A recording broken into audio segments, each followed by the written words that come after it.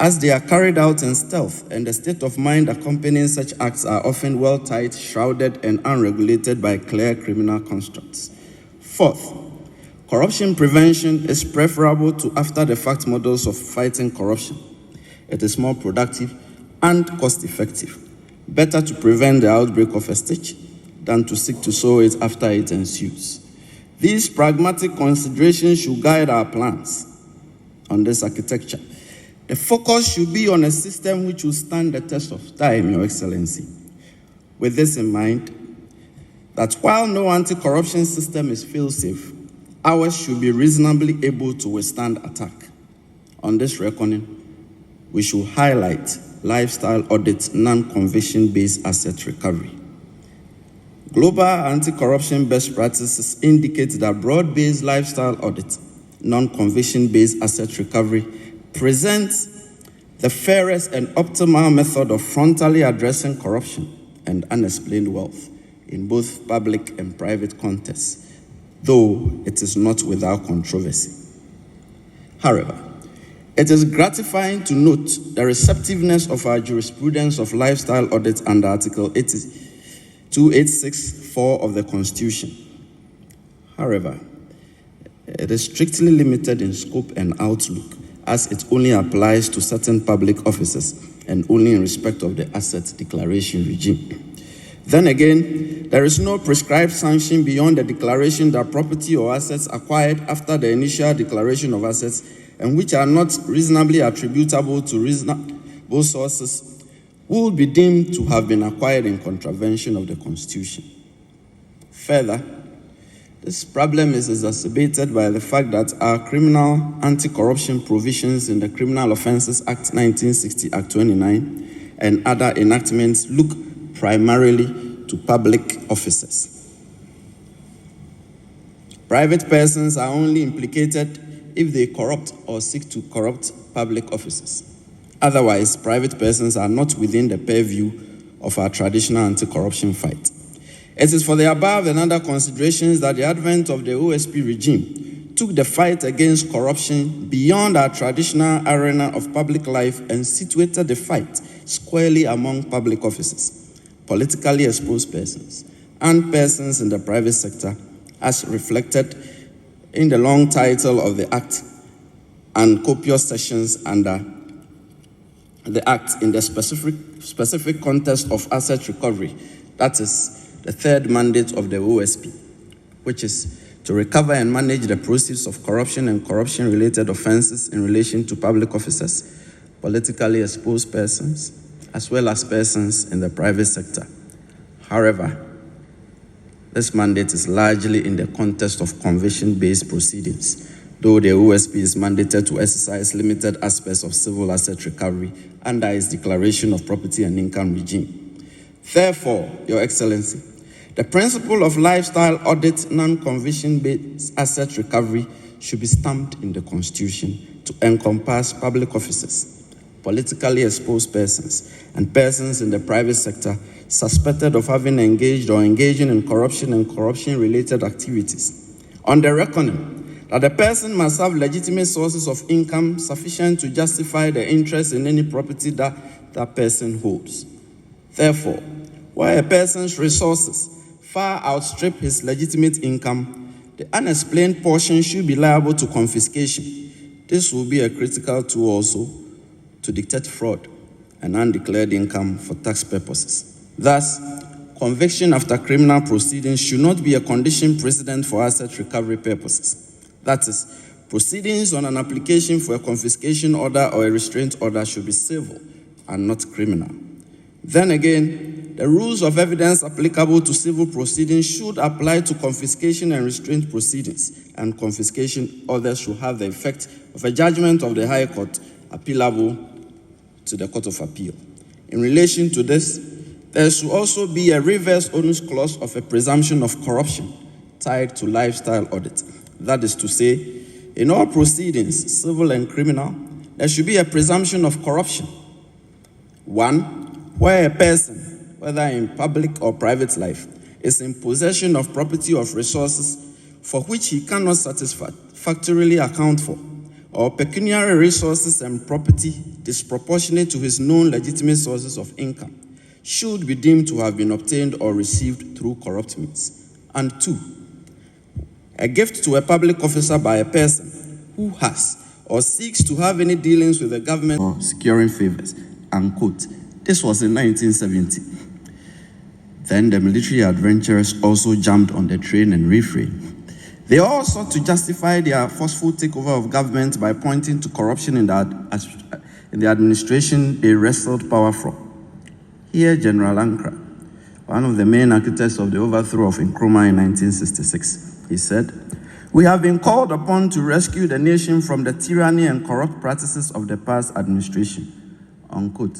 A few days later, the National Liberation Council stated on the radio, quote, "We want to establish a government based on honesty, transparency, and integrity, values which had been eroded by Nkrumah's corrupt one-party dictatorship." This was in 1966. Then on 13 January 1972, when the champion overthrew the Buzia regime, he addressed us that, quote, "There is a growing gap between the rulers and the ruled, fueled by greed, favoritism, and corruption." This was 72. Then General Ekufu, who staged the palace coup a few weeks after I was born, in 1978, by some accountability in the use of public resources by some officials, unquote. This was in 1978. On his second military adventure on New Year's Eve 1981, Rawlins, upon overthrowing the Liman government, lamented, "During the Liman administration, serious allegations of corruption against top functionaries and party intrigue, even in parliament, became a matter of idle gossip. Among the big men, it was even possible to arrive at settlements, sometimes judicially sanctioned, of these affairs. The wealth of the nation was merely the playground of its leaders," unquote. This was in March 1982. Then we adopted our present Constitution into force in 1993, in which we proudly declared the principle of probity and accountability built on a complex system of checks and balances. On the international scene, we ratified the United Nations Convention Against Corruption, UNCAC, on 24 June 2007, and the African Union Convention on Preventing and Combating Corruption around the same time. Under the Constitution, we established the Commission on Human Rights and Administrative Justice, SHRAJ, and tried to clothe it with anti-corruption mandates under Article 218E of the Constitution. We then created the Serious Fraud Office, which we rechristened the Economic and Organized Crime Office, EOCO, to tackle economic crimes with a sidewind criminal anti-corruption mandate. 20 years after running this model, it became clear that the SHRAJ anti-corruption model was impractical and it was not working. This is because SHRAJ's real intended purpose, as the National Human Rights Commission and the Ombudsman, rendered it unsuitable to fight corruption in the real sense, and the Article 218E mandate was clearly a stopgap measure for a much more robust and concrete future anti-corruption regime. Further, it saddled SHRAJ with dilapidating inundation, as it lacked any real power in the anti-corruption space, as its mandate does not involve any sanctions. This is because it is required merely to circuitously forward the outcome of its anti-corruption investigations to the Attorney General and the Auditor General. The EOCO setup was also not optimal. This was mainly because EOCO is an agency under the Attorney General's Department and is invariably able only to institute criminal proceedings on the say-so of the Attorney General. This rendered it incapable of tackling corruption, especially regarding political actors and politically exposed persons.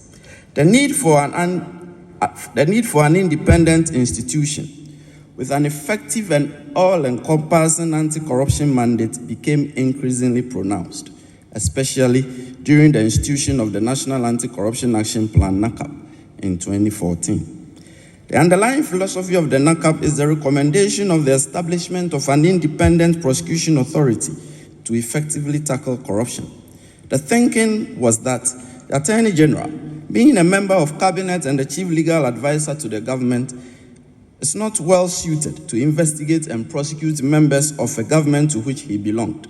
There is still immense force in this thinking, Your Excellency.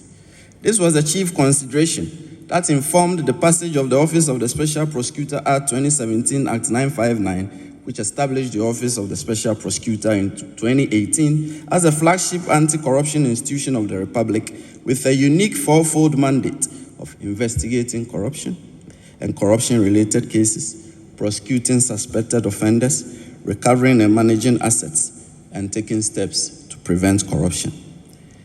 Intended as fulfillment of a campaign promise during the 2016 presidential election process, the OSP is actually the satisfaction of Ghana's treaty obligations under Articles 6 and 36 of ANCAC that requires state parties to establish independent specialized authorities to combat corruption through law enforcement, and Article 5.3 of the African Union Convention. Its outlook is also intended as founded on the Jakarta Statement on Principles for Anti-Corruption Agencies pronounced in November 2012 by parties to ANCAC. Your Excellency, the OSP model, the Deputy Attorney General, Dr. Justice Remsai, my former student in whom I'm well pleased. I had to do that. Other honorable ministers present, the Presidential Advisor on Anti-Corruption, Professor Dodu, development partners, heads of institutions, civil society actors, pressmen and women, ladies and gentlemen. We are united by a shared resolve to build accountable, just, and corruption-resilient societies across our continent. The theme, revitalizing the anti-corruption architecture in Africa, Ghana's accountability journey, reminds me of the troubling refrains I hear echoing across boardrooms, markets, classrooms, and social media alike. The more laws we pass, the more people steal, and nothing happens. It is not uncommon to hear citizens ask, why can't I also make money illegally? After all, what will happen? On the streets, the sentiment is sharper. The law only catches the small fishes. The big men always walk free. Your Excellency, this is not cynicism. It is our reality that many have come to accept. If you glance through Ghana's political and legal history, you will know that this is not a new phenomenon. It is a cycle repeating itself with disappointing consistency. That is the imperfect architecture we are here gathered to confront and to rebuild with better clarity, integrity by design, and renewed political courage. There is an old Negro spiritual, which probably sometimes it's down, sometimes it's down to the ground. Our anti-corruption drive has been pockmarked by ups, downs, and sometimes downright downs. We begin by collectively acknowledging that we must fight corruption. That lights a glimmer on the horizon, accompanied by copious fanfare. On that ground, we commence the exercise of demanding and assuring accountability with righteous excitement and sometimes indignation. Each surge in corruption has been met with varied responses, from coup d'etat to commissions of inquiry that generated countless reports, most of which were eventually forgotten. Even during our 4 republics, under what is termed the rule of law, the relentless cycle was and is ever present. History repeats itself. Our positions on corruption perception indices remain firm within the average region. Then the reality of the enormity of the grimness of the human condition of repelling accountability sets in. That is, no one cheerfully welcomes scrutiny. Each of us privately hopes he or she will not be accountable for their actions. On that account, and as the pushback against accountability swells, we, somewhat overwhelmed, approach the enterprise of the fight against corruption half-heartedly.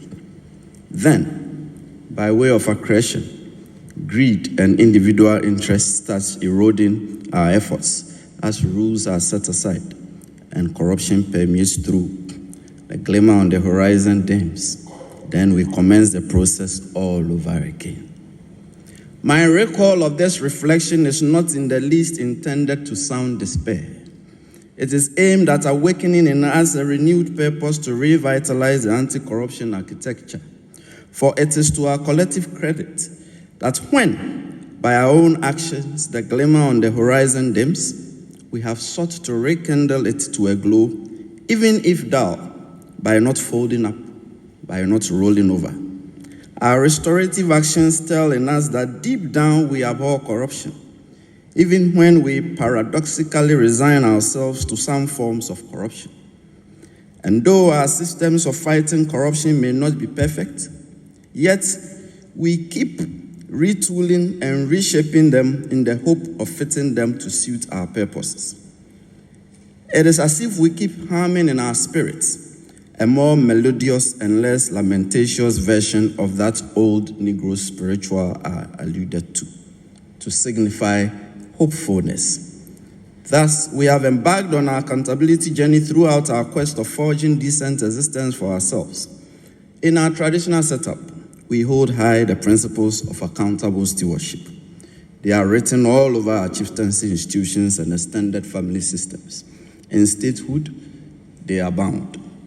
And whenever we have reckoned that governance, in whichever form, did not reflect our ideals and aspirations and did not represent us, we have repudiated it firmly. And it was surely on the back of our very essence of assuring a just and fair society grounded in accountability that fortified our forebears in the 1890s to firmly reject the Crown Lands Bill of 1894-1897, which had the shrouded effect of reducing our lands into possessions of the English Crown. Indeed, the anti-colonial organization formed by our people, Aborigines Rights Protection Society, sent a delegation from our then Gold Coast to London to drive home a point with success. Our argument was simple. There are no ownerless lands here. Every inch of our land is tied in with the soul, culture, and religion of our people. Therefore, our land could not be held to be anyone's possessions. If you desired a parcel of land, you negotiated for it.